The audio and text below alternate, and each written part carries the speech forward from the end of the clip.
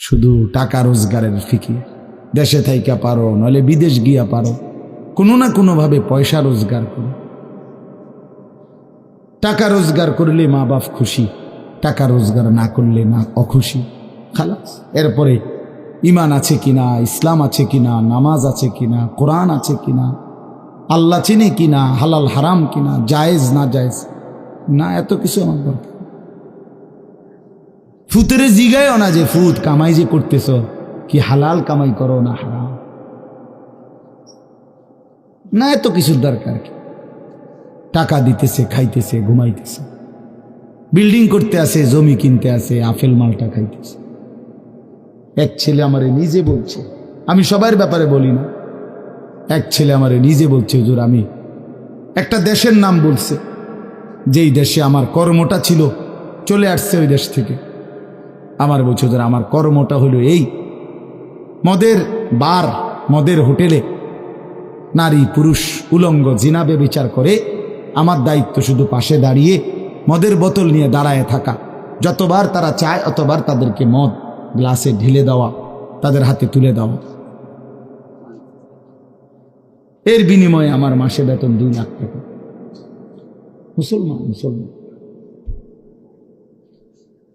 মুসলমানের সন্তান, বাংলাদেশের সন্তান। তো এই টাকা যখন বাবা খাচ্ছেন, বিল্ডিং করতেছে, কোনো টেনশন নাই। আমি আবারও বলছি, আমি সবার জন্য বলি না, ওই বলছে দেখে অট্টা কইছি, কথা বুঝছেন না, আমি তো নাম ঠিকানা বলি না। হে আত্মীয়তার আইয়ুহাল কাতি', আত্মীয়তার সম্পর্ক ছিন্নকারী ব্যক্তি, আসো। এই জন্য ভাইয়ের সাথে যুদ্ধ করছো, বোনের সম্পদ নষ্ট করছো, চাচারে সম্পত্তি দাও নাই, এই জন্য, এই দুনিয়ার জন্য নেও, এখন না, এখন যা লাগে নেও।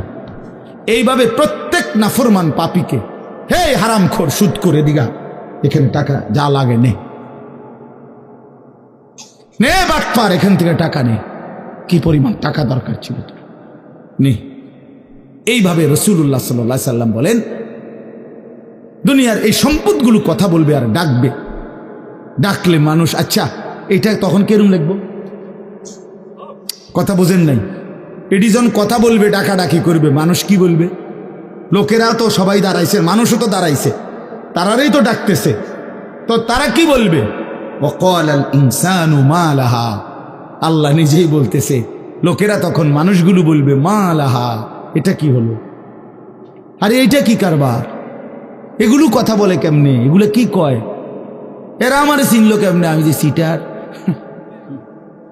আমি বাটফারে চিন্না লাগলো, ইন্নারিল্লাহ, একেবারে পুরা ধরা অনবিচার আচার কিছুই শুরু হয়েছে না, এখনই বেজ্জুতি, বাকিটা তো অবস্থা খারাপ।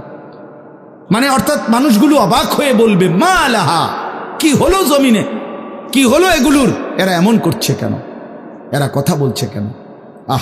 আল্লাহ বলেন ইয়াউমাইদিন তুহাদ্দিসু আখবারাহা, আল্লাহ তাআলা বলেন, বান্দা হে কি দেখছো হবে, এই মাত্র দেখলা স্বর্ণ রূপ্য টাকা পয়সা কথা বলে, এখনে না দেখবা আসল খেলাটা। ইয়াউমাইদিন তুহাদ্দিসু আখবারাহা, আল্লাহ বলেন এখন দেখবা সরাসরি এই হাসরের মাঠে তোমার সামনে, তোমার পায়ের নিচের জমিন, তোমার পুরা জিন্দেগির কথা, তোমার যত তথ্য, ভালো কিংবা মন্দ, নেক কিংবা গুনাহ, তোমার সমস্ত কিছু রাতের কিংবা দিনের, একাকী কিংবা প্রকাশ্যের, গোপন কিংবা আড়ালের, আল্লাহর কসম জমিন সবটা এখন তোমার সামনে বলে দিবে। ইয়াউমাইদিন তুহাদ্দিসু আখবারাহা,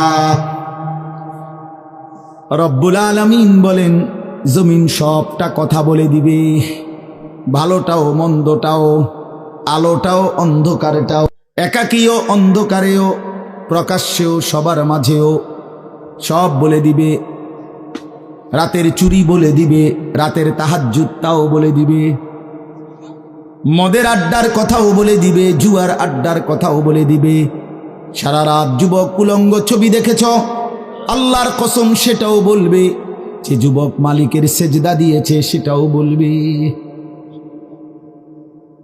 তাহাজ্জুদ শোনাবে, আবার সবার সাথে যে জামাতে নামাজ পড়েছে এটাও বলবে, সব কিছু বলে দিবে। আল্লাহ বলেন, যদি মানুষ ভাবতে চাও জমিন কিভাবে কথা বলে, স্বর্ণরৌপ্য কিভাবে কথা বলে, আল্লাহ বলেন বিআন্না রাব্বাকা আওহা লাহা, আল্লাহ তাআলা আদেশ করেছেন বলেই কথা বলে। আল্লাহ বললে, হুকুম করিলে আল্লাহর গোটা কায়নাত, গোটা সৃষ্টি জগৎটাই কথা বলে। ওয়াশাহিদা আলাইহিম সামউহুম ওয়া আবসারুহুম ওয়া জুলুদুহুম বিমা কানু ইয়ামালুন। আল্লাহ বলে, হাসরের ময়দানে বান্দা, তোমার কান, তোমার চোখ, তোমার সারা দেহের চামড়া, জুলুদুহুম, তোমার সারা দেহের চামড়া, হাসরের ময়দানে তোমার পুরা জিন্দেগির কর্মকাণ্ড বলে দিবে। চামড়াগুলো বলবে, চামড়া, মানুষের শাহওয়াত চামড়াতে। এই জন্য সমস্ত যৌনতার ঘটনা, অসভ্যতার ঘটনা শরীরের চামড়া বলে দিবে। মানুষের শাহওয়াত চামড়া। কথা বুঝছেন কিনা? হ্যাঁ, চরমে চামড়ার মধ্যে শাহওয়াত, কামনা, বাসনা, যৌন চাহিদা। এই জন্য যত লোক দেখবেন বিভিন্ন হসপিটালে, যত ডাক্তার চর্মরোগের ডাক্তার, তত লোক যৌন রোগেরও ডাক্তার। হ্যাঁ হ্যাঁ, চর্ম ও যৌন রোগ বিশেষজ্ঞ। এটা একই বিষয়, একই চ্যাপ্টার। চামড়া মানে আল্লাহ তাআলা বলেন, তোমার চামড়া বলে দিবে কত রাত, কত দিন নারীর প্রতি অবৈধ আগ্রহ, অস্থিরতার, বেহায়াপনার, অসভ্যতা করেছিলে।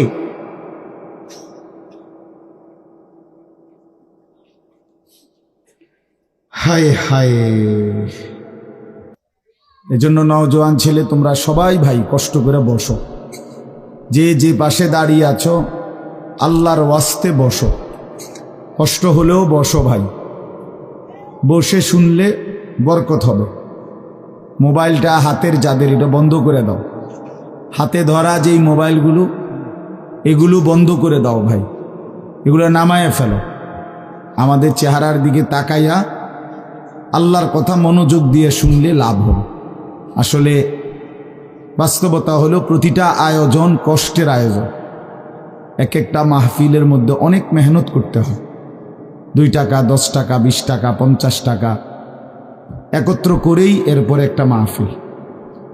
এক মুঠে কেউ টাকা দেয় না, অনেক জনের কাছ থেকে বারবার গিয়ে কষ্ট করে নিয়ে সবাই মিলে মিশে একটা মাহফিল। প্যান্ডেল, মাইক, পোস্টার, হ্যান্ডবিল, বক্তা, দাওয়াত দেওয়া, ঠিকমতো আসা, মেহমানদারি, আপ্যায়ন, সব মিলাইয়া অনেক কিছু, অনেক কাজ থাকে, অনেক পেরেশানি। আমার মাদ্রাসায় আগামী 14ই ডিসেম্বর মাহফিল। তো গত 1 মাস থেকেই এই পরিকল্পনা, এটা হবে কোথায়, ওইটা হবে কোথায়, বক্তা বসবে কোথায়, শ্রোতা বসবে কোথায়, প্যান্ডেল হইলে কোন দিক দিয়া, এই কত কিছু যে লিখছি আমরা। তো এতে বোঝা যায় যে অনেক কিছু। এই সবটুকু কষ্ট করে যদি শুধু কেবল আসলাম আর গেলাম, কিছুই শুনলাম না, বুঝলাম না, কিছু গ্রহণ করলাম না, তো কি লাভ হলো ভাই? এই কষ্টের এই ইন্তেজামের মধ্যে ফায়দা কি? এই জুয়েল ওর কথা বারবার আমার কাছে বলছে। মাঝখানে আমি গত বছরে খুব সম্ভব ডেট দিতে পারি না, তো আবদার ছিল, আমি এবছর বলছিলাম যে ডেট মিলাই দেব, তো দেওয়া হয়েছে। আসলে সবাইরই ব্যস্ততা, সবাই কষ্ট করেই ইন্তজাম করতে হয়েছে। এই জন্য আমি অনুরোধ করি, সময় আমরা ছেলেরা, তোমরাও ভাই বসো। ভাই ওই ছেলে বসো না বাবা, এনে বসো, বসো। এই ছেলেরা তোমরাও বসো ভাই, যে কদ্দুরে শুনো, অসুবিধা নাই, যতক্ষণই শুনো। ফ্যান্ট যদি বেশি সিফা হয় তো সোজাই আসো, বসো না। অনেকের ফ্যান্টে সমস্যা, এটা এত সিফা যে গোলামের প্যান্ট ফিন্দাই দিছে, এই জন্য এটা দিয়ে বসতে পারে। এটা জানুন না? না, এটা ঐতিহাসিক তথ্য, মানে দুষ্টামি না। যাদের প্যান্ট সিফা, এটা হলো গোলামের পোশাক, মানে কৃতদাসের পোশাক। হ্যাঁ, এটা হলো আফ্রিকান, যাদেরকে দিয়ে পৃথিবীতে কৃতদাসের কাজ করাইতো, অর্থাৎ এই ভেড়া, বকরি, উট, দুম্বা, এগুলো লালন পালনের কাজ করাইতো, তো তাদেরকে এরকম সিফা প্যান্ট ফিলে, মানে টাইট, কেন? যাতে বসতে না পারে। হ্যাঁ সত্যি, এটা ঐতিহাসিক কথা, যাতে বসতে না পারে, কাজে যাতে ফাঁকি দিতে না পারে, এই জন্য এদেরকে এই চিপা প্যান্ট এটা পরায় দিচ্ছে। নাহলে এটা কোনোভাবেই সুস্থ স্বাভাবিক কোনো মানুষের পোশাক না। সামান্যতম সুস্থতা আছে যার ভিতরে, সে এত টাইট এটা পরে কীভাবে? বেচারা হাঁটে কেমনে, বসে কেমনে, পেশাব পায়খানার জরুরত আছে মানুষের, তাইলে এটা পড়া মানে দাঁড়াইয়া প্রস্রাব করা ছাড়া তো অন্য কোনো সিস্টেম নয়, নাহলে এটা সে কীভাবে বুঝবে? তাইলে এত কষ্ট করে মানুষের পোশাক আল্লাহ তাআলা নাজিল করেছেন। ইয়া বনি আদমা কাদ আনজালনা আলাইকুম লিবাসান, কোরআন শরীফে আছে। আল্লাহ বলেন, হে বনি আদম, আমি আল্লাহই তোমাদের উপরে পোশাক নাজিল করেছি। পোশাক আল্লাহর দেওয়া। এই যে মানুষ পোশাক পরার এই অনুভূতি, এটা আল্লাহর দেওয়া। আদম আলাইহিস সালামকে আল্লাহ তাআলা সৃষ্টি করে পোশাক ছাড়া পেশ করে নাই ফেরেশতাদের সামনে। কি মনে হয় আপনার? খোলামেলা, বুঝছেন না কথাটা? তো ওনার গায়ে কি ছিল? পোশাক ছিল। তো আল্লাহ তাআলা যখন থেকে আদমকে সৃষ্টি করলেন, তখন থেকে আদমের গায়ে পোশাকও দিল, সেই থেকেই পোশাক। ইউয়ারি সাওআতিকুম ওয়ারিশা, এটা স্পষ্ট। আল্লাহ বলছে দুইটা উদ্দেশ্যে পোশাক দিলাম। এক, এটা তোমাদের লজ্জা ঢেকে দিবে, আর ওয়ারিশা, এটা তোমাদের সৌন্দর্যের উপকরণ হয়। তাহলে এটার মধ্যে একটা আর্ট আছে, সৌন্দর্য আছে, এটা লজ্জা ঢাকবে। এখন যদি লজ্জাই না ঢাকে, এটা যদি সতরই না ঢাকে, তো এটা হলো কি?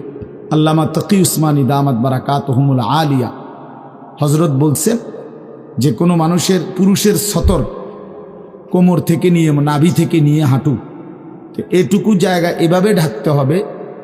একে তো মোটা হইতে হবে কাপড়, যাতে করে পাতলার কারণে চামড়া দেখা না যায়।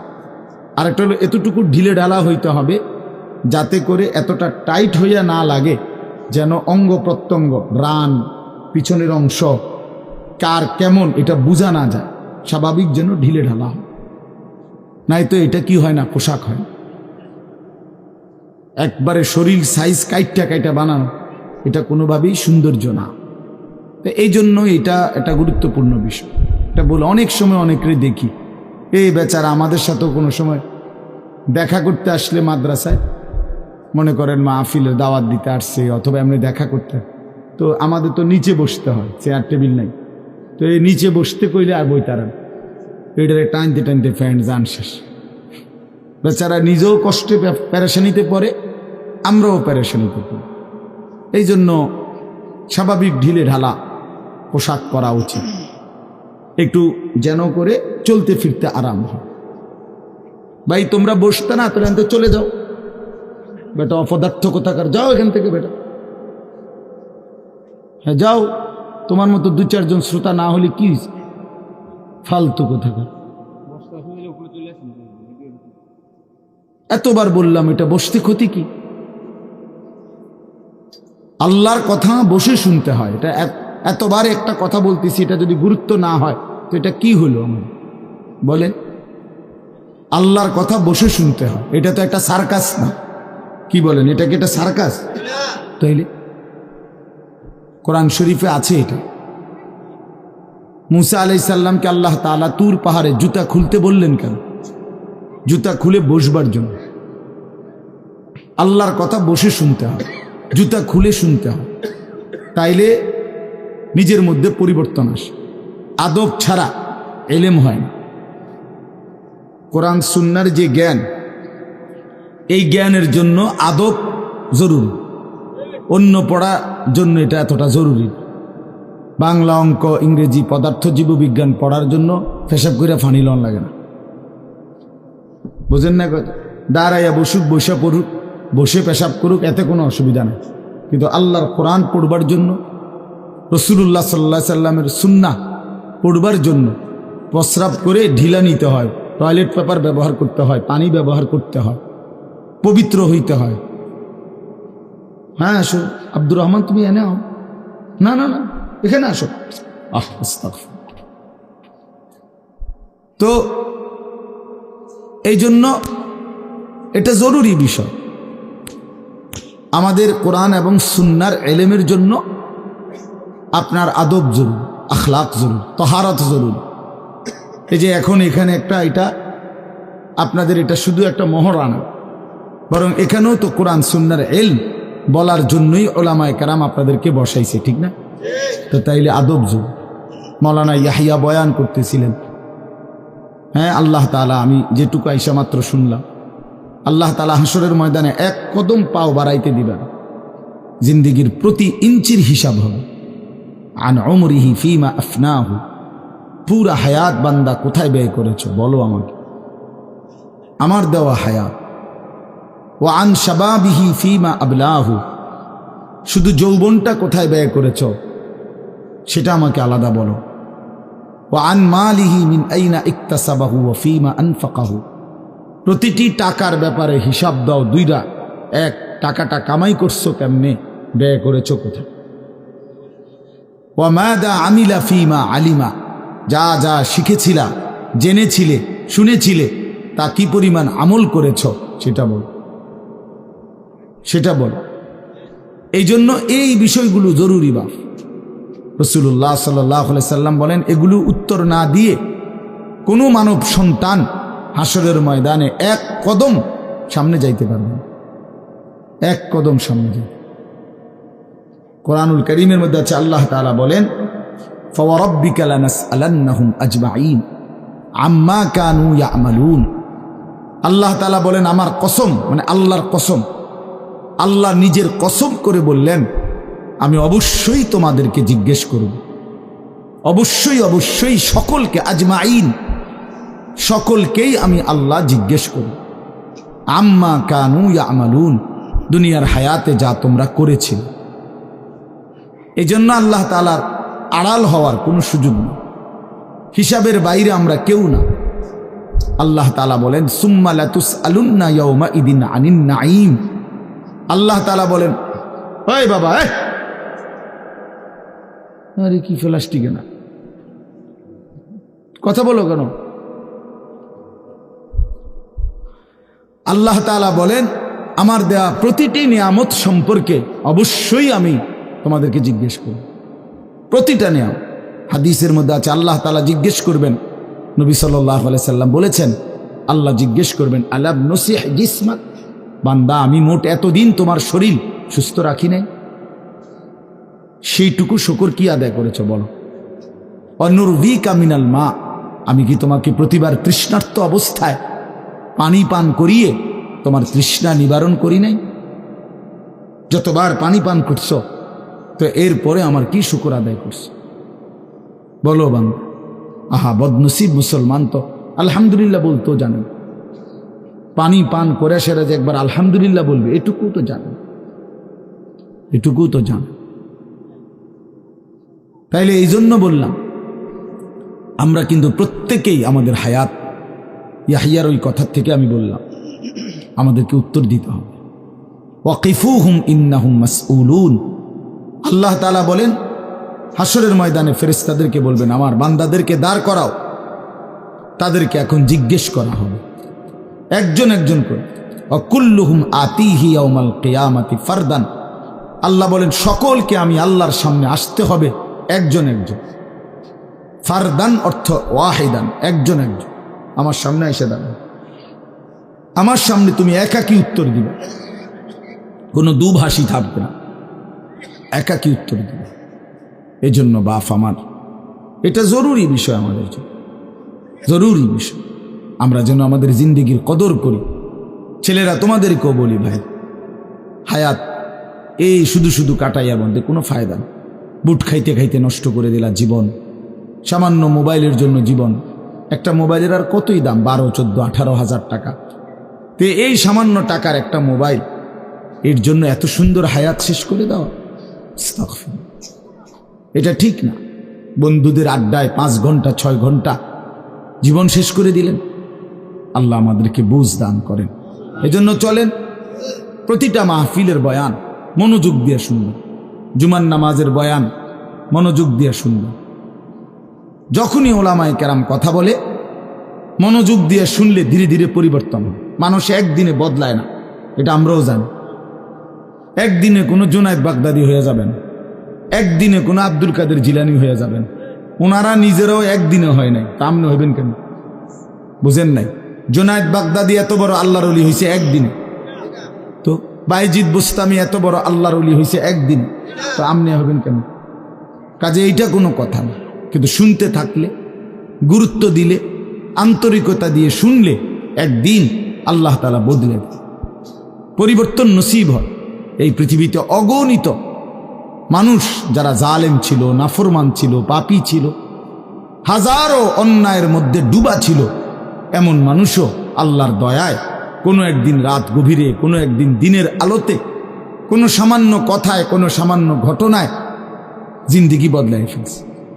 পিছনের জীবন থেকে তাওবা করে নতুন জীবন গ্রহণ করছে, আল্লাহ পাককে রাজি খুশি করে জামানার আউলিয়া হয়ে গেছে। এরকম বহু ঘটনা আছে, বহু ঘটনা। এই জন্য আমরা ইনশাআল্লাহ মনোযোগ দিয়ে আল্লাহর কথা, আমার বয়ান না শুধু সমস্ত আলেমদের বয়ান মনোযোগ দিয়ে শুনবেন। বলেন ইনশাআল্লাহ। কোরআন সুন্নাহর কথা মনোযোগ দিয়েই শুনবেন, দেখবেন বরকত হবে। যদি আমার এই কথা একজনে বুঝেন, আমি মনে করি এতটুকুই আমার লাভ। দুইজন বুঝতে দুইজনই লাভ। আল্লাহ আমাদেরকে তৌফিক দান। চলেন, কোরআনুল কারীমের এই সূরাটি 99 নম্বর সূরা। 114টি সূরা কোরআন শরীফে, তন্মধ্যে এটা হলো 99 নাম্বার, 30 নাম্বার পারা। পুরা কোরআনুল কারীমের মধ্যে মোট 30 পারা। এই মোট 30 পারার মধ্যে এটা হলো 30 নাম্বার পারার সূরা, 99 সূরা নাম্বার। সূরাটির নাম হচ্ছে জিলজাল, সূরায়ে জিলজাল। জিলজাল শব্দের অর্থ বা জালজালা, জিলজাল একই শব্দ, দুই রকম ব্যবহার। অর্থ হলো ভূমিকম্প। জিলজাল শব্দের অর্থ কি বলেন? ভূমিকম্প। ভূমিকম্প, এই যে জমিন কাঁপে, ভূমিকম্প হয়, এই সূরার অর্থ হলো এইটা। এই ভূমিকম্প বলতে, জিলজাল বলতে আল্লাহ তাআলা কিয়ামতের ভূমিকম্প বুঝাইছে। পৃথিবীতে এমনিতে প্রতিনিয়ত মাঝে মধ্যে বিভিন্ন এলাকা ভেদে, অঞ্চল ভেদে ভূমিকম্প হয়। হ্যাঁ, আধা মিনিট, 30 সেকেন্ড, 40 সেকেন্ড, 50 সেকেন্ড, কিংবা তার চাইতে সামান্য কম বেশি এরকম সময় ভূমিকম্প হয়। এতেই বহু ক্ষয়ক্ষতি হয়। যখনই যেখানে কোথাও ভূমিকম্প হয়, তো সেখানে অনেক ক্ষয়ক্ষতি হয়, ঘর বাড়ি বিভিন্ন কিছুর অনেক ক্ষতিগ্রস্ত হয়। কিন্তু আল্লাহ তাআলা বলেন একটি চূড়ান্ত ভূমিকম্প আছে, যেই ভূমিকম্পটা যখন হবে তখন একসাথে আল্লাহর সৃষ্টি পুরাটা জমিন একসাথে ভূমিকম্প, এবং সেটা কতক্ষণ থাকবে সেটা আল্লাহই জানে, সেটা আল্লাহই জানে। এরকম ভূমিকম্প হবে, আর সেই ভূমিকম্পটা হলো কিয়ামতের ভূমিকম্প। অর্থাৎ এই পৃথিবী ধ্বংস করার জন্য আল্লাহ তাআলা তার গোটা সৃষ্টি জগৎকে মৌত দিবেন। মৃত্যু দুই রকমের, একটা হলো ব্যক্তিগত পৃথক একক মৃত্যু, আর একটা হলো গোটা আলমের মৃত্যু। সবার যখন পৃথক মৃত্যু হয় তো এটারে বলে মৌত, আর গোটা পৃথিবীর যখন আল্লাহর সৃষ্টি সবটার যখন একসাথে মৃত্যু হবে সেটারে কয় কিয়ামত। সেটাই কিয়ামত, ওইটাও একটা মৃত্যু। আসমানের মৌত হবে, জমিনের মৌত হবে, সূর্য চন্দ্র গ্রহ নক্ষত্রের মৃত্যু হবে, অর্থাৎ সব কিছু শেষ হবে। তো এই যে কিয়ামত, এটা আমাদের ঈমানের অংশ, এটা হবেই হবে, এটা হবেই হবে। আখিরাত, কিয়ামত, এই পৃথিবী একদিন ধ্বংস হবে, শেষ হবে, এটা কোরআনুল কারীমের অসংখ্য আয়াতে আল্লাহ তাআলা বলছেন, বারবার বলছেন, বারবার, যে বান্দা যত সুন্দরী তোমার কাছে লাগে দুনিয়া, যত আকর্ষণীয় মনে হয় না কেন দুনিয়া, একে তো তুমিও থাকবে না, একে তো দুনিয়া নিজেই থাকবে। দুটোটা মনে রাখবে, না তুমি থাকবে স্থায়ী, না দুনিয়া থাকবে স্থায়ী, কোনোটাই না। তুমিও মৃত্যুবরণ করবা, একদিন দুনিয়ারও মৃত্যু হয়ে যাবে, দুনিয়ারও মৃত্যু হয়ে যাবে। প্রতিটা মানুষকে মরতে হবে, এটা আমরা সবাই জানি। কুল্লু নাফসিন যায়িকাতুল মাউত, সমস্ত আত্মা, সমস্ত প্রাণ, আল্লাহ তাআলা বলেন মৃত্যুর স্বাদ গ্রহণ করুন, মৃত্যুর স্বাদ গ্রহণ। কুল ইন্নাল মাউতাল্লাযী তাফিররুনা মিনহু ফাইন্নাহু মুলাকীকুম, আল্লাহ তাআলা বলেন হে নবী আপনি বলে দেন, ও দুনিয়াবাসী, মৃত্যু থেকে তোমরা যেখানেই পলায়ন করো না কেন, মৃত্যু তোমাদের সাথে সেখানে গিয়েই নিজেই মোলাকাত করুন, সাক্ষাৎ করুন। তুমি ডাকতে হবে না, মৃত্যু নিজেই আসো, মৃত্যু নিজেই আসো।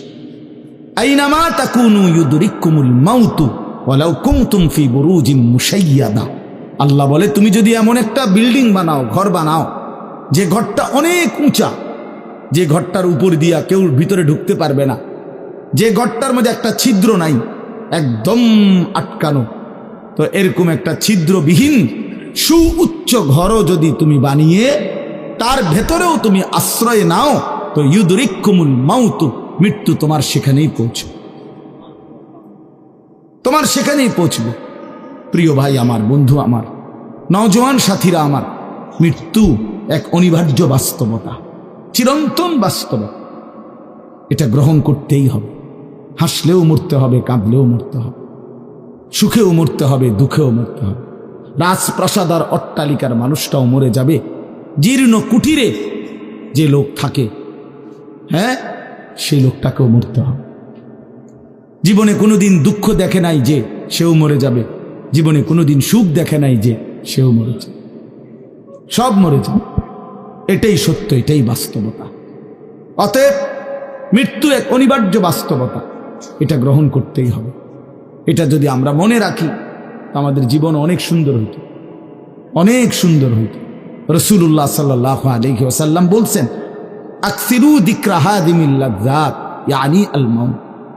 আল্লাহর নবী বলেন, আমার উম্মত তোমরা বেশি বেশি ওই জিনিসটা স্মরণ কইরো, যে জিনিস তোমাদের সমস্ত স্বাদ, আনন্দ, আহ্লাদ চিরতরে মিটাই দিবে, তোমারে চিরস্তব্ধ করে দিবে। জলজ্জান্ত মানুষটা আমাদের সামনে হাঁটতো, চলতো, উঠতো, বসতো, ঘুরতো, ফিরতো, হ্যাঁ, সেই মানুষটা মনে করেন আমার চোখের সামনে নাই, তার লাশ আমার সামনে, আহা সেই লোকটা স্তব্ধ। পৃথিবীর কত মানুষ কত আওয়াজ করতেছে, কত শোরগোল করতেছে, কিন্তু এই লোকটা হাতও নাড়ে না, পাও নাড়ে না, চোখও মেলে না, আর কিছুই করে না। এ কি আশ্চর্য বিষয়! চোখের সামনের এই মানুষটা নাই, কি হলো তার? কে তারে থামাই দিল? কে তারে স্তব্ধ করে দিল? এ তো আমার মতো ঘুরতো, ফিরতো, হাঁটতো। আহ, আমার আব্বারে আমি কত দেখছি, একদিন আমার আব্বা চলে গেলেন। আমার দাদারে আমি কত দেখছি, আমার দাদা একদিন চলে গেলেন। আমার জ্যাঠারে আমি দেখে আসছি, দোয়া করে আসছি, ফুঁ দিয়ে আসছি। এক সপ্তাহ পরে জ্যাঠা ইন্তেকাল করলেন, আবার এক সপ্তাহ পরে আমি গিয়া জ্যাঠার জানাজা পড়াইছি। এই তো বাস্তবতা। যুবক ভাই, তুমিও মনে রাখো, বয়স্ক বাবা আপনিও মনে রাখেন। হাসান বসরি রহমতুল্লাহ আলাই একজন বড় বুজুর্গ ছিলেন। উনি বলতেন, তিনি যখন কোনো যুবককে দেখতেন আর বয়স্ক দেখতেন, তো তিনি যুবকদেরকে বলতেন, ইয়া মা'শারাশ শাবাব ইন্না যারআ কাদ তুদরিকুহুল আহাতু ক্বাবলা আন ইয়াবলুগা। তিনি উপদেশ দিতেন, হে যুবকগণ শোনো, সব ফুল, সব ফল, সব গাছ চারা পরিপক্ক পাকা পর্যন্ত পৌঁছায় না, তার আগেই অগণিত ফুল, অগণিত ফল, অগণিত চারা গাছ ঝরে ঝরে। এটা উনি মনে করাইতেন মৃত্যুর কথা। উনি এটা বুঝাইতেন, যুবক তুমি দেখো, একটা আম গাছের মধ্যে যতগুলো মুকুল ধরছে ফুল, সবগুলো আম হয় না। যতগুলো আম ধরছিল ছোট ছোট, সবগুলো বড় পাকা পর্যন্ত যায় না, তার আগেই ঝরে যায়। ঝরেই যায় বেশি, থাইকা যায় অল্প। তার মানে যুবক, কিশোর, তরুণ এই বয়সেই মৃত্যু হয় বেশি, বৃদ্ধ পর্যন্ত পৌঁছে কম। পুরা বাড়িতে অনেক সময় এমন হয় একজনও বয়স্ক লোক নাই, একজনও নাই। আমার ঘর, আমার বাপ চাচাদের যে ঘর, সেখানে আপনার এখন আমার চাচাতো ভাই, জ্যাঠাতো ভাই, আমার ভাই বেরাদর সব মিলাইয়া আমাদের ছেলে পেলে ভাই বাতিজা মিলে না হয়তো 60-70 জন আছি আমরা, কিন্তু আমাদের একজনও বয়স্ক লোক নাই। আমার দাদাও নাই, দাদিও নাই, জ্যাঠাও নাই, চাচাও নাই, আমার আব্বাও নাই, কেউ নেই। তাইলে কেন এমন হলো? তাহলে বোঝা গেল অধিকাংশই ঝরে যায়, কবরে চলে যায়, মৃত্যু হয়ে যায়। এই জন্য ধোঁকা না খাওয়া। আরেকটা হলো, বয়স্ক লোককে দেখলে উনি বলতেন, হাসান বসরি রহমতুল্লাহ আলাইহি, ইয়া মাশারা শুয়ুখ, হে বৃদ্ধগণ।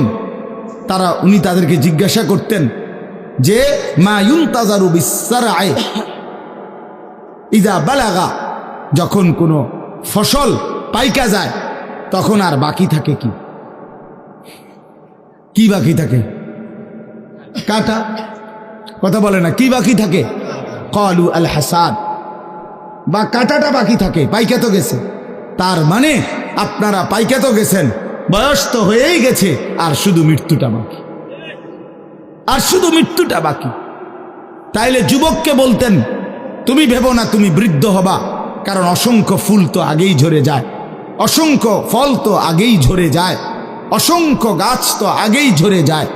আবার বৃদ্ধকে বলতেন যে আপনার তো আর কিছুই বাকি নাই, আপনি তো পাইকেই গেছেন, এখন শুধু কাটা, কবর, মৃত্যু ছাড়া আর বাকিটা কি? তাহলে মৃত্যু ভুলে না যাওয়া, মৌত ভুলে না যাওয়া। রাসূলুল্লাহ সাল্লাল্লাহু আলাইহি ওয়াসাল্লাম বলেন, কাফা বিল মাউতে ওয়াইজান। নবীজি বলেন, কোনো মানুষ যদি মৃত্যুর কথা স্মরণ করে, তার ওয়াজের জন্য, নসিহতের জন্য এটাই যথেষ্ট, এটাই যথেষ্ট। আমরা কিতাবে পড়ছি, হযরত ওমর রাদিয়াল্লাহু তাআলা আনহু, এত বড় সাহাবী, উনি বলতেন, কুল্লা ইয়াউমিন ইউকালু মাতা ফুলান মাতা ফুলান ওয়ালা বুদ্দা মিন ইয়াউমিন ইউকালু মাতা ওমর। তিনি বলতেন, হায় শোনো, প্রতিদিন ঘোষণা হয় আজ অমুকের মৃত্যু হলো, অমুকের মৃত্যু হলো, অমুকের মৃত্যু হলো। অচিরেই একদিন ঘোষণা হবে আজ ওমরের মৃত্যু হলো, আজ ওমরের মৃত্যু হলো। উনি বলেন, এই ঘোষণা শুনবে খুব দ্রুত একদিন। এই জন্য বাপ, এই আমাদের ব্যক্তিগতভাবে প্রতিনিয়ত মৃত্যু হচ্ছে, ঠিক এভাবে আমরা তো মরছি, একদিন এই গোটা আলমের মৃত্যু হবে। এই গোটা সৃষ্টিটাই আল্লাহ তাআলা গুটায় ফেলবে। আচ্ছা, কি আশ্চর্য কথা, এটা কি অবাক করা। এক মিনিট যদি কেউ বিবেক দিয়া ভাবে, যারে বলে কি হুজুর, বলেন কি, এত বড় আসমান ভেঙে যাবে, এই সূর্য খসে পড়বে, চাঁদ খসে পড়বে। আল্লাহ তাআলা বলছে, ইযা সামাউন ফাতারাত, আসমান ভেঙে যাবে।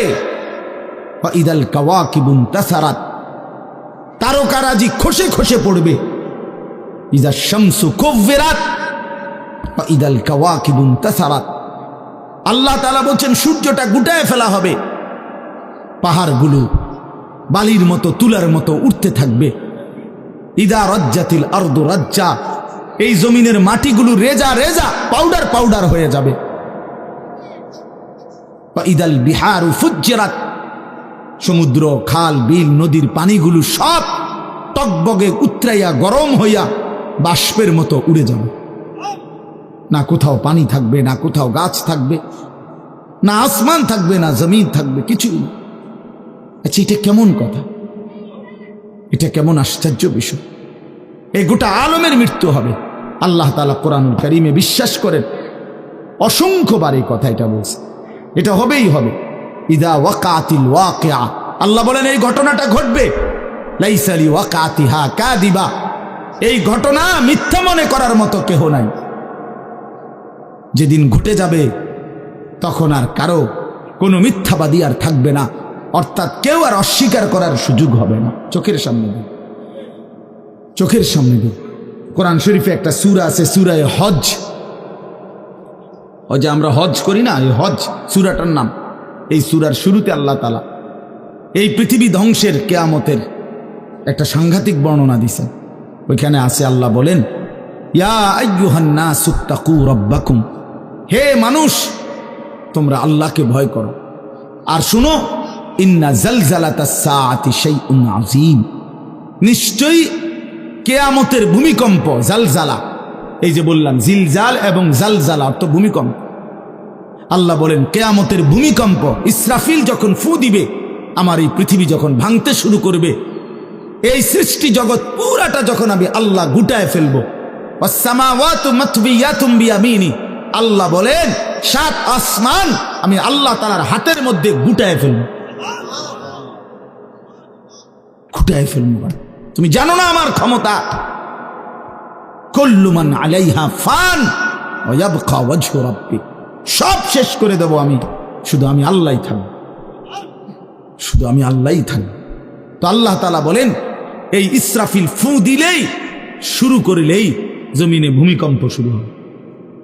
ইন্না জালজালাতাস সাআতি শাইউন আযীম, আল্লাহ বলেন নিশ্চয়ই এই কিয়ামতের ভূমিকম্প এটা শাইউন আযীম, বড়ই ভয়ানক, বড়ই মারাত্মক। কারণ দুনিয়ার ভূমিকম্প 1 নাম্বার হলো বর্তমানের ভূমিকম্প, কখনো 30 সেকেন্ড, কখনো 40 সেকেন্ড, কখনো 47 সেকেন্ড, 50 সেকেন্ড, এই সেকেন্ড সেকেন্ড মিনিট, 47 মিনিট নিয়ে ভূমিকম্প হয়। কথা কর না কেন? 30 মিনিট ভূমিকম্প হয়। 30 মিনিট ভূমিকম্প হইলে আমাদের 14 গোষ্ঠী থাকবো নি কেউ? 30 সেকেন্ড, 40 সেকেন্ড হয় ভূমিকম্প। এইটুকুতে একে তো সময় সামান্য, দ্বিতীয়ত হলো একসাথে গোটা পৃথিবীতে হয় না, এদিকে হলে ওইদিকে হয় না, এরকম। কিন্তু আল্লাহ তাআলা বলেন ইসরাফিল ফু দিলে যে ভূমিকম্পটা হবে, সেই ভূমিকম্পটা গোটা পৃথিবী একসাথে নাড়ায় দিন, একসাথে মিলিয়ে। 47 সেকেন্ড না, কতক্ষণ সেটা আল্লাহই জানে। তখন অবস্থা কি হবে? মানুষের আতঙ্ক, এই ভূমিকম্পে আতঙ্ক।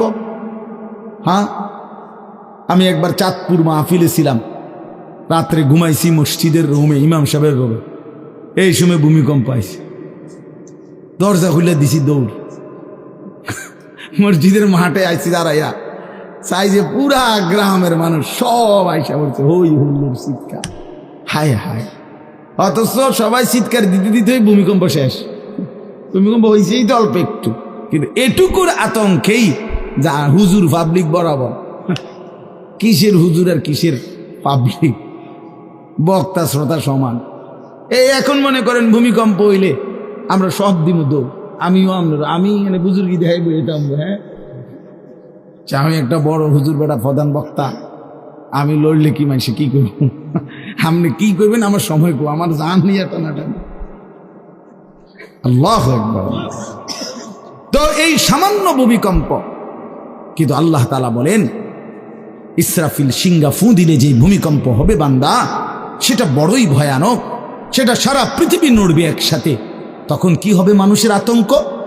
ইয়াউমা তারাউনাহা তাযহালু কুল্লু মুরদিআতিন আম্মা আরদাআত। এই 1 নম্বরে আল্লাহ বলেন যে মা তার বাচ্চাটাকে দুধ পান করাইতেছিল, এই কোলের বাচ্চা, দুধের বাচ্চা, আপন মা তার দুধের বাচ্চা ভুলে যাবে, ফেলে দিবে, ছুঁড়ে মারবে, আর মা পাগলের মতো দৌড়ানো শুরু। কোরআন শরীফের আয়াত। ওয়াতাদাউ কুল্লু যাতি হামলিন হামলাহা। এবং আল্লাহ তাআলা বলেন যে মায়ের পেটের বাচ্চা 10 মাস পূর্ণ হয়ে গেছে, আগামী 2 ঘন্টা 5 ঘন্টা পরে বাচ্চাটা এমনিতেই প্রসব হইতো, আল্লাহ তাআলা বলেন ইসরাফিলের ফু দিলে জমিন যখন কাঁপতে শুরু করবে, তো এই গর্ভধারিণী মা, গর্ভবতী নারী পাগলের মতো এভাবে ছুটবে, দৌড়বে, নিজের গর্ভের বাচ্চা নিজেই পড়ে যাবে। ও তারান্নাসা সুকারা, আল্লাহ বলেন মাতালের মতো সমস্ত মানুষগুলো ছুটতে থাকবে। ফাইদা বারিকাল বাসার ওয়া খাসাফাল কামার ওয়া জুমিআ আশ-শামসু ওয়াল কামার। আল্লাহ তাআলা বলে চন্দ্র সূর্য আলোহীন হয়ে যাবে, সূর্য চন্দ্র এক হয়ে যাবে। ওয়া জুমিআ আশ-শামসু ওয়াল কামার ইয়াকুলুল ইনসানু ইয়াওমাইদিন আইনাল মাফার। লোকেরা দৌড়বে আর ছুটবে, মানুষ একে অপরকে জিজ্ঞেস করবে ভাইয়া পালাবো কোথায়, দাঁড়াবো কোথায়? কোথাও তো স্থির কোনো জায়গা নাই, কোথায় দাঁড়াবো?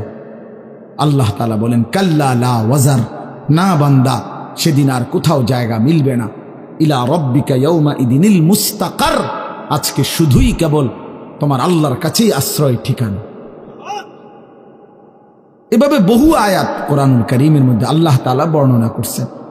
আমার ভাই, তো এই ইসরাফিলের ফু দিলে গোটা আলমের মৃত্যু হবে, ভূমিকম্প শুরু হবে। তো এই ভূমিকম্প কেন হবে? এই কাঁপতে কাঁপতে সমস্ত কিছু ভাঙ্গা একসাথে এই সব কিছু আল্লাহর সৃষ্টি সমস্ত কিছুই জমিনের তলদেশে চলে যাবে। জমিন তখন খালি ফাঁকা, জমিনে তখন কিচ্ছু নাই, কিচ্ছু নেই, একটা সুতা মাটির উপরে থাকবে। এই প্রথমবার ইসরাফিল ফু দিলে সমস্ত কায়নাত, ইনসান, জিন, আল্লাহর সমস্ত সৃষ্টি মাখলুকাত সব জমিনের তলদেশে চলে যায়। মানুষও, জিনও, অর্থ সম্পদ, স্বর্ণ রৌপ্য, মণি মুক্তা, হীরা জহরত, সব সব সব একটা কাগজের অস্তিত্ব, সব কিছু, গোটা জমিন ফাঁকা। এভাবে কতদিন আল্লাহ জানে, কতদিন আল্লাহ জানে। হ্যাঁ মা ভাই, এরপরে একটা নির্দিষ্ট সময় পরে আবার আল্লাহ তাআলা ইসরাফিলকে জীবিত করবেন, করে আবার আল্লাহ তাআলা দ্বিতীয়বারের মতো ফু দিতে বলবেন। এই দুই ফুঁয়ের মাঝখানে কতদিন?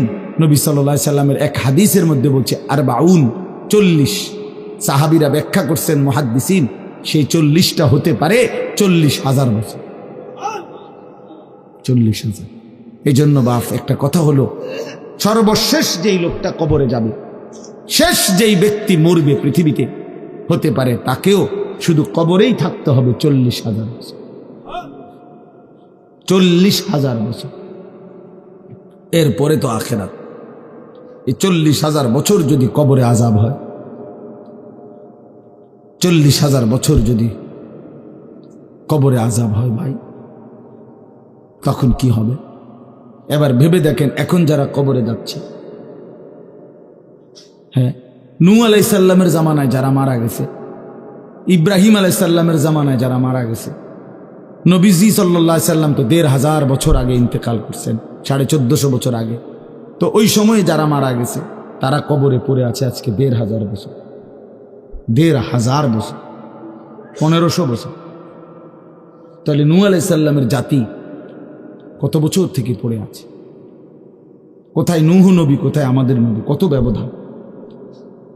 এই জন্য বাপ, শুধুমাত্র কবরের বিষয়টাই তো সাংঘাতিক, আখিরাত তো পরে। শেষ ব্যক্তিটাও যদি কবরে থাকতে হয় 40,000 বছর, তো এখনকার মানুষগুলো আছে কত কাল ধরে। তো এই যার কবরে আযাব হচ্ছে, আহা বাপ, সে কি পরিমাণ কষ্ট পাচ্ছে ভাইবা। দেখে কবরবাসীদের রুহের মাগফিরাত।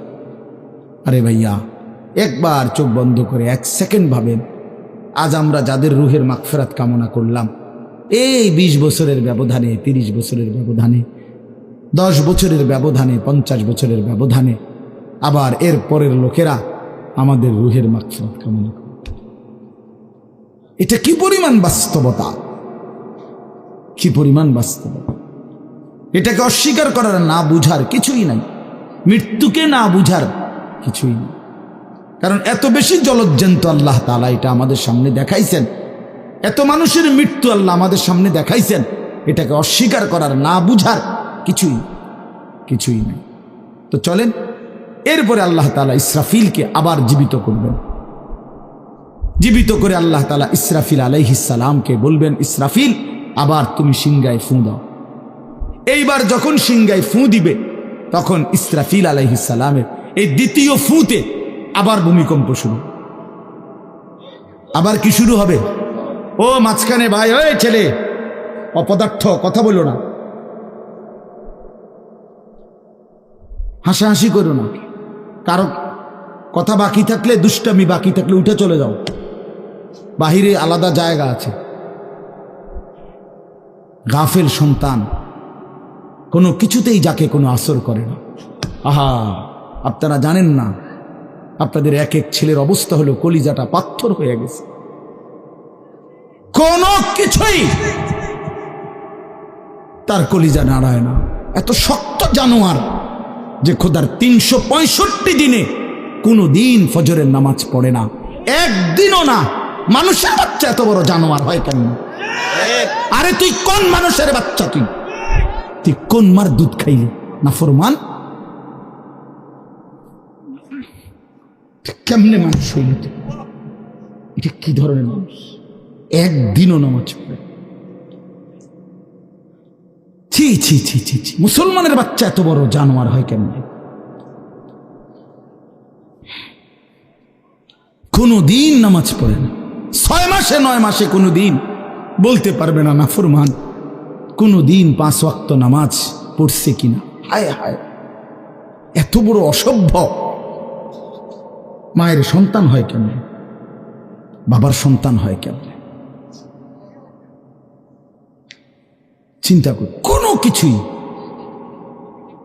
ছেলে পেলেদের হালাত হলে এই পরিমাণ লাগাম ছাড়া কিসের মা কিসের বাবা, কে তার মা কে তার বাপ, কে কি তার ধর্ম, তার আল্লাহ কে, তার রসুল কে, তারে বানাইছে কে, আসছে কোত্থেকে, কেন আসছে, কি করতেছে, কি করছে, কিচ্ছুর খবর, কিচ্ছুর খবর। আসে, হাঁটে, বুট খায়, বন খায়, মোবাইল টিপে, খারাইয়া মতে, বইয়া মতে, বন্ধু বান্ধবদের সাথে আড্ডা দেয়, মেয়ের পিছনে ঘোরে, অসভ্য অশ্লীল কথাবার্তা বলে। এটা কি একটা জিন্দিগি হলো? মিয়া ভেবে দেখেন। ওফ, কোন সুস্থ স্বাভাবিক মানুষ এমন হয়? বলো ভাইয়া বলো। রাগ করো না বাপ, কে তোমা করে মনে করাই দিবে? কেউ মনে করায় না। হা, বাবা আমারও ফিকির শেষ, শুধু টাকা রোজগারের ফিকির। দেশে থাইকা পারো, নইলে বিদেশ গিয়া পারো, কোনো না কোনো ভাবে পয়সা রোজগার করো। টাকা রোজগার করলে মা বাপ খুশি, টাকা রোজগার না করলে না অখুশি। খালাস। এরপরে ইমান আছে কিনা, ইসলাম আছে কিনা, নামাজ আছে কিনা, কোরআন আছে কিনা, আল্লাহ চিনে কিনা, হালাল হারাম কিনা, জায়েজ না জায়েজ না, এত কিছু আমার দরকার। ফুতেরে জিগায়ও না যে ফুত কামাই যে করতেছ, কি হালাল কামাই করো না হারাম, না এত কিছুর দরকার কি? টাকা দিতেছে, খাইতেছে, ঘুমাইতেছে, বিল্ডিং করতে আসে, জমি কিনতে আসে, আপেল মালটা খাইতেছে। এক ছেলে আমারে নিজে বলছে, আমি সবার ব্যাপারে বলি না, এক ছেলে আমারে নিজে বলছে, হুজুর আমি একটা দেশের নাম বলছে, যেই দেশে আমার কর্মটা ছিল, চলে আসছে ওই দেশ থেকে। আমার বলছে, হুজুর আমার কর্মটা হলো এই, মদের বার, মদের হোটেলে নারী পুরুষ উলঙ্গ জিনাবে বিচার করে, আমার দায়িত্ব শুধু পাশে দাঁড়িয়ে মদের বোতল নিয়ে দাঁড়ায় থাকা, যতবার তারা চায় অতবার তাদেরকে মদ গ্লাসে ঢেলে দেওয়া, তাদের হাতে তুলে দেওয়া। এর বিনিময়ে আমার মাসে বেতন 2 লাখ টাকা। মুসলমান, মুসলমান, মুসলমানের সন্তান, বাংলাদেশের সন্তান। তো এই টাকা যখন বাবা খাচ্ছেন, বিল্ডিং করতেছে, কোনো টেনশন নাই। আমি আবারও বলছি, আমি সবার জন্য বলি না, ওই বলছে দেখে অট্টা কইছি, কথা বুঝছেন না? আমি তো নাম ঠিকানা বলি না। এই জন্য আমার বাপ, ডাক দিয়েন না, ডাক দিয়েন না, একজনও ডাক দিয়েন না, অসভ্যরে ডাক দিয়েন না। হ্যাঁ হ্যাঁ, ডাক দিবেন কেন? হাইওয়ানকে ডাক দিবেন কেন? শুনেন, আপনারাই শুনেন, এত এত মানুষ শুনতে হবে না, কোনো অসুবিধা নেই, কোনো অসুবিধা নাই। আমি তো এটাই বুঝাইতে চাইতেছি, প্রত্যেকটা মানুষ আজকে মুসলমান। আমরা ঘর দেখায়, ফার্নিচার দেখায়, বিল্ডিং দেখায়, শুধু দোয়া করেন, ঘরটা করছি, শুধু দোয়া করে। কিতা দোয়া করতে হবে না? কিতা দোয়া করতে? বিল্ডিং এর দোয়া কিতা? আবার ইট বালুর লেগে দোয়া করে লাভ কি বেড়া? হুজুর মোটরসাইকেল কিনছি, শুধু দোয়া করে দেন। কিতা দোয়া করতো? কি মোটরসাইকেলের দোয়া কিতা? আবার আজীব লাগে না? বাস্তব এগুলো ছাদ ডালাই দিই আজকে, হুজুর শুধু দোয়া করে দেন, ছাদ ডালাই দোয়া। ওটা ছাদ ঢালাই করে, ওটার ফুতে মোবাইলে অশ্লীল উলঙ্গ ছবি দেয়। ওটার সন্তান উনি দাঁড়াইয়া রয়েছে মিস্ত্রিগো সামনে, ওনার গাম ভাইয়া ভাইয়া পড়তেছে ছাদ ঢালাইয়ের দিন, আর অসভ্য জানোয়ার সন্তান বন্ধুদের সাথে উলঙ্গ ছবি দেখতেছে। ওই জানোয়ারের জন্য উনি ছাদ ঢালাই দিচ্ছে, ওই হাইওয়ানের জন্য উনি ঘর করে দিয়ে দেখতেছে। উনি কবরে জায়গা ঘর করে দিয়ে গেছে, এর জন্য ঘর করলেন? ছি ছি ছি ছি ছি। আমার দেওয়া ঘরে আমার কষ্টের কমাইয়ে এখানে বসে বসে রঙিন ছবি দেখবে, উলঙ্গ দৃশ্য দেখবে ঘরে শুয়া শুয়া সারা রাত। এর জন্যই আমার জীবনের এই অর্জন, এই ছিল আমার উপার্জনের উদ্দেশ্য। আহ, কতবার বললে বুঝবেন? কেমনে বললে বুঝবেন? কারে বললে বুঝবেন? আল্লাহ মাফ করে দেন। চলেন বাপ, তো বলতেছিলাম আল্লাহ তাআলা ইসরাফিল আলাইহিস সালামকে বলবেন আবার ফু দাও। তো তিনি দ্বিতীয়বারের মতো ফু দিলে জমিন আবার ভূমিকম্প শুরু হবে। এই ভূমিকম্পে জমিন কাঁপতে কাঁপতে এইবার জমিনের তলদেশে ওই প্রথমবার ফু দেওয়াতে ভূমিকম্প কাঁপতে কাঁপতে সব উপরে যা ছিল সব নিচে চলে গেছে। মনে আসেনি এটা কইছি? তাহলে উপরটা কি? ফাঁকা। এইবার নিচে যা ছিল সব উপরে চলে আসবে। এই আসলেই এটা হাসরের মাঠ। সমস্ত নিচের জিনিস যা কিছু, একেবারে মানুষ, গরু, ছাগল, হাঁস, মুরগা, জিন, ইনসান, গদ, দুয়ার, বাজার, ব্যবসা, দোকান, টাকা, হীরা, জহরত, মণি, মুক্তা, টাকা পয়সা, অর্থবিত্ত, সব সোজা কথা জমিনের তলদেশের সব কিছু জমিনের উপরে উঠে আসবে। এই উঠে আসলেই এইটা হাসরের মাঠ। এইটা, এই হাসরের মাঠ কোনটা জানেন? এই যেখানে বসে আছেন এখন, এটাই হাসরের মাঠ। এই জমিনের উপরেই হাসরের মাঠ। বাকি শুধু আল্লাহ কোরআন বলছে ইদাল আরদু মুদ্দাত, আমি আল্লাহ জমিনটাকে টেনে আরো লম্বা করে দেব, আরো বড় করে দেবো আর কি, প্রশস্ত করে দেবো। কারণ ওই যে পিসের মানুষ খারাপ লাগবে না? মানুষ তো দাঁড়াই বসেই আদম আলাইহিস সালাম থেকে নিয়া, তো মানুষ বেশি না? মানুষ, গরু, ছাগল, হাঁস, মুরগা, জিন, ভূত সব খারাপ না? সব দাঁড়াবে তো। এই জন্য আল্লাহ তাআলা বলেন জমিন আমি প্রশস্ত টেনে দিব, লম্বা করে দিব, এতটুকু। বাকি এটাই হাসরের মাঠ, এটাই হাসরের মাঠ। এই কথাটাই এখানে আল্লাহ তাআলা উল্লেখ করছেন। ইদা জুলজিলাতিল আরদু জিলজালাহা, যখন দ্বিতীয়বারের মতো ইসরাফিলের ফু দিলে জমিনের ভূমিকম্প শুরু হবে। ওয়া আখরাজাতিল আরদু আসকালাহা, আল্লাহ তাআলা বলেন তখন জমিন তার তলদেশে যা ছিল সমস্ত জমিনের তলদেশে, এগুলো এতদিন জমিনের বোঝা ছিল, বোঝা মানে মাটির নিচে, এগুলো সে মনে যেন ফোজা কান্দে লইছে। এবার ওয়া আখরাজাতিল আরদু আসকালাহা, জমিন তার বোঝা মানে জমিনের তলদেশে যা ছিল সে এবার তা জমিনের উপরে উঠায় নি, উপরে উঠায়। এরপরে আশ্চর্য কথা শুনেন, এরপরের কথাটার জন্য রাসূলুল্লাহ সাল্লাল্লাহু আলাইহি সাল্লাম হাদিসে বলছেন, এই ভাই শুনেন, ছেলেরা তোমরাও শোনো। নবী সাল্লাল্লাহু আলাইহি সাল্লাম বলেন এই জমিনের তলদেশ থেকে যখন সবকিছু উপরে উঠে আসবে তখন অর্থ সম্পদ, হীরা জহরত, মণি মুক্তা, স্বর্ণ রৌপ্য এগুলো স্তূপ আকারে উঠে আসবে জমিনের উপরে, মানে হাসরের মাঠে। তো নবীজি একেবারে স্পষ্ট হাদিস, নবীজি সাল্লাল্লাহু আলাইহি সাল্লাম বলেন তখন এই স্বর্ণ রৌপ্য, টাকা পয়সা, হীরা জহরত এগুলো, এই অর্থ সম্পদগুলো আল্লাহর কুদরতে কথা বলবে। স্বর্ণের টুকরা কথা বলবে, কথা বলবে, রৌপ্যের টুকরা কথা বলবে, এগুলো কথা বলবে। কথা কি বলবে? এগুলো তখন ওই নাফরমান মানুষগুলোকে ডাক দিবে, ডাক দিবে, আইয়ুহাস সারিক, হে চোর, এদিকে এই সম্পদের জন্য চুরি করেছিলে, আজ যা দরকার নেও। আইয়ুহাল কাতি, হে ডাকাত, এদিকে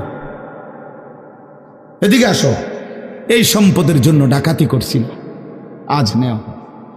হে আত্মীয়তার, আইয়ুহাল কাতি, আত্মীয়তার সম্পর্ক ছিন্নকারী ব্যক্তি, আসো, এই জন্য ভাইয়ের সাথে যুদ্ধ করছো, বোনের সম্পদ নষ্ট করছো, চাচারে সম্পত্তি দাও নাই, এই জন্য, এই দুনিয়ার জন্য নেও, এখন নাও, এখন যা লাগে নাও। এইভাবে প্রত্যেক নাফরমান পাপীকে, হে হারামখোর সুদ করে দিগা, এখানে টাকা যা লাগে নে, নে বাটপার, এখান থেকে টাকা নে, কি পরিমাণ টাকা দরকার ছিল তোর, নে। এইভাবে রাসূলুল্লাহ সাল্লাল্লাহু আলাইহি সাল্লাম বলেন, দুনিয়ার এই সম্পদগুলো কথা বলবে আর ডাকবে, ডাকলে মানুষ, আচ্ছা এটা তখন কেরম লিখবো, কথা বোঝেন নাই, এডিজন কথা বলবে, ডাকাডাকি করবে, মানুষ কি বলবে? লোকেরা তো সবাই দাঁড়াইছে, মানুষও তো দাঁড়াইছে, তারাই তো ডাকতেছে, তো তারা কি বলবে? ওয়াকালাল ইনসানু মা লাহা, আল্লাহ নিজেই বলতেছে, লোকেরা তখন, মানুষগুলো বলবে, মা লাহা, এটা কি হলো, আরে এটা কি কারবার, এগুলো কথা বলে কেমনে, এগুলো কি কয়, এরা আমারে চিনলো কেমনে, আমি যে সিটার, আমি বাটফারে চিন্না লাগলো, ইন্নারিল্লাহ, একেবারে পুরা ধরা, অনবিচার আচার কিছুই শুরু হয়েছে না, এখনই বেজ্জুতি, বাকিটা তো অবস্থা খারাপ। মানে অর্থাৎ মানুষগুলো অবাক হয়ে বলবে, মা লাহা, কি হলো জমিনে, কি হলো এগুলোর, এরা এমন করছে কেন, এরা কথা বলছে কেন?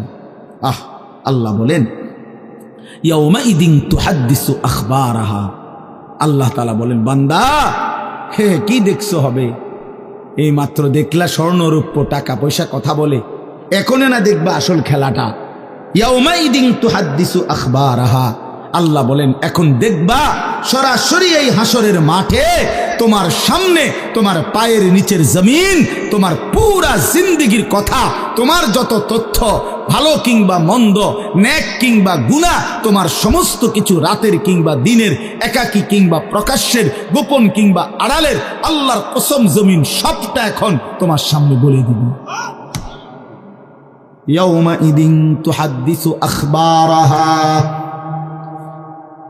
রব্বুল আলামিন বলেন, জমিন সবটা কথা বলে দিবে, ভালোটাও মন্দটাও, আলোটাও অন্ধকারটাও, একাকীও অন্ধকারেও, প্রকাশ্যেও, সবার মাঝেও, সব বলে দিবে।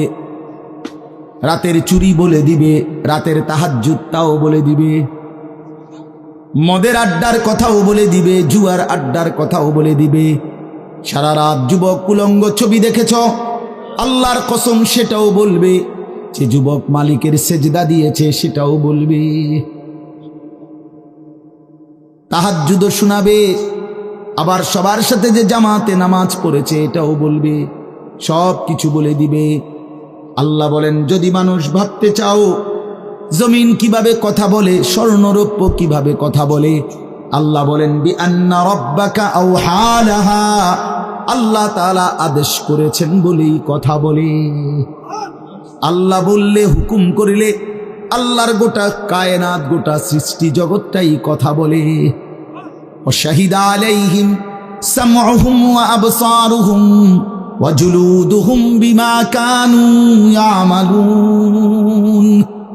আল্লাহ বলে, হাসরের ময়দানে বান্দা, তোমার কান, তোমার চোখ, তোমার সারা দেহের চামড়া, জুলুদুহুম, তোমার সারা দেহের চামড়া, হাসরের ময়দানে তোমার পুরা জিন্দেগির কর্মকাণ্ড বলে দিবে। চামড়াগুলো বলবে, চামড়া, মানুষের শাহওয়াত চামড়াতে।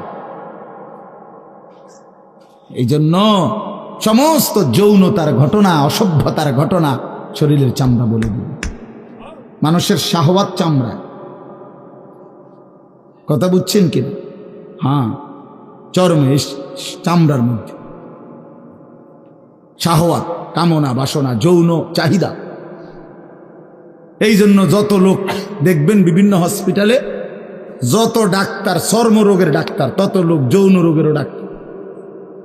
হ্যাঁ, চর্ম ও যৌন রোগ বিশেষজ্ঞ, এটা একই বিষয়, একই চ্যাপ্টার। চামড়া মানে আল্লাহ তাআলা বলেন, তোমার চামড়া বলে দিবে কত রাত, কত দিন নারীর প্রতি অবৈধ আগ্রহ, অস্থিরতার, বেহায়াপনার, অসভ্যতা করেছিলে।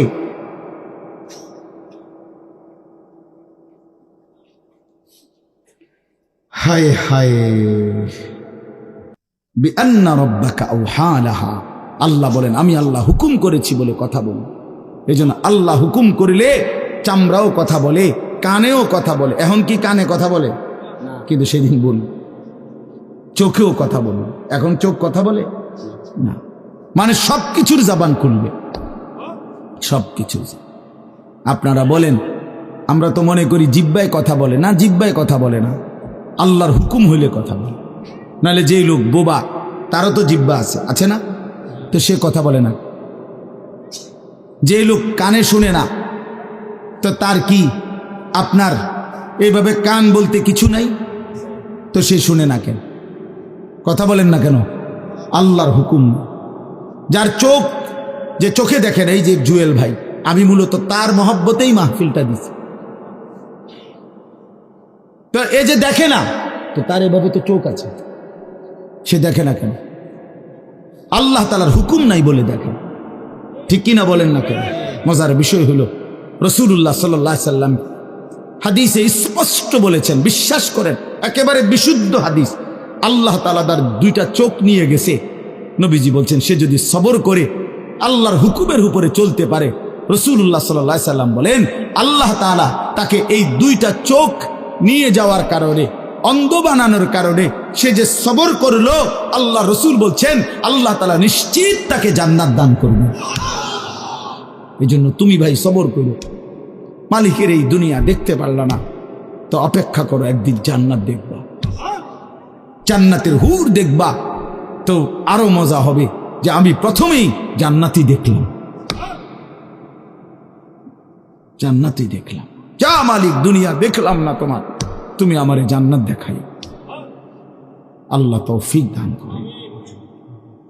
ইয়াউমাইদিন ইয়াসদুরুন নাসু আশতাতান লিয়ুরাউ আ'মালাহুম, আল্লাহ বলেন তখন দলে দলে ফেরেশতারা মানুষগুলোকে লাইনবদ্ধ, সারিবদ্ধ করে দলে দলে বানাবে। লোকেরা পরস্পর, প্রত্যেকটা মানুষকে ফেরেশতারা আলাদা আলাদা গ্রুপ বানিয়ে দেবে হাসরের ময়দানে। তখন প্রত্যেকে এই গ্রুপে গ্রুপে, দলে দলে লিয়ুরাউ আ'মালাহুম, নিজেদের আমল নামা, নিজেদের আমল দেখবার জন্য সামনে এগিয়ে যাবে। অর্থাৎ প্রত্যেককে তার আমল নামা দেখবার জন্য, দেওয়ার জন্য নির্দিষ্ট জায়গায় নিয়ে আসবে।